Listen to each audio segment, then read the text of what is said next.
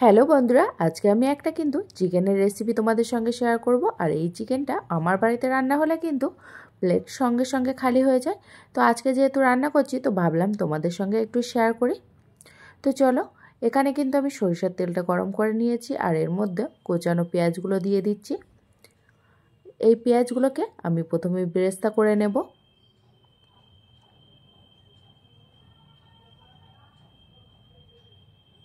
তো দেখো, পেঁয়াজগুলোকে একটু নাড়াচাড়া করে লালচে করে কিন্তু আমি বেরেস্তা বানিয়ে নিয়েছি। তো বেরেস্তাগুলো নামিয়ে নিয়ে ওই তেলের মধ্যে আমি এখানে শুকনো লঙ্কা আর তেজপাতা ফোড়ন দিয়ে আবারও কোচানো পেঁয়াজ দিয়ে দিচ্ছি। দিয়ে ভালোভাবে পেঁয়াজটা একটু নাড়িয়ে নিয়ে তারপরে আমি এর মধ্যে দিয়ে দিচ্ছি আদা রসুন বাটা।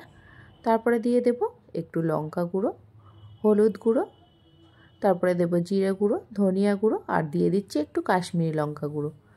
দিয়ে আমি ভালোভাবে মশলাটাকে কষিয়ে নিচ্ছি। এবার এর মধ্যে আমি দিয়ে দেব কোচানো টমেটো। তো টমেটোগুলো দিয়ে আবারও সুন্দর মতো আমি কষিয়ে নিচ্ছি। এবার এর মধ্যে দিয়ে দেব পরিমাণ মতো লবণ আর দিয়ে দিচ্ছি একটু চিনি।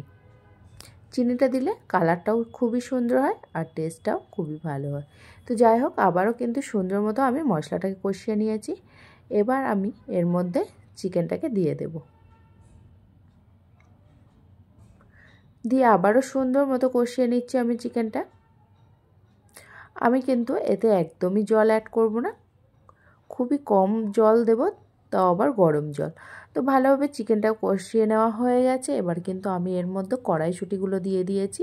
তো কড়াইশুঁটিগুলো দেওয়ার পরে আবারও সুন্দরভাবে চিকেনটাকে কষাতে হবে। দেখো, এখানে চিকেনটাকে কষানো হয়ে গেছে। এবার যে বেরেস্তাটা রেখেছিলাম সেটা আমি এই চিকেনের উপরে দিয়ে দিচ্ছি। দিয়ে আবারও কিন্তু আমি চিকেনটাকে সুন্দর মতো কষিয়ে আমি একটু গরম জল দিয়ে দিলাম। দিয়ে আবার চিকেনটাকে সুন্দর মতো নাড়াচাড়া করে নিচ্ছি। আমি 5 মিনিটের মতো আবার ঢাকনা দিয়ে রেখেছিলাম। এবার ঢাকনা খুলে আমি এর মধ্যে এলাচ দিয়ে দিলাম আর দিয়ে দিচ্ছি উপর থেকে ধনেপাতা কুচি। তো দেখো, চিকেনটাকে দেখতে কিন্তু যতটা লোভনীয় হয়েছিল, চিকেনটা খেতে কিন্তু দুর্দান্ত টেস্টি হয়েছিল। এই চিকেনটা তোমরা পরোটা বা রুটির সঙ্গে খেতে পারো, এমন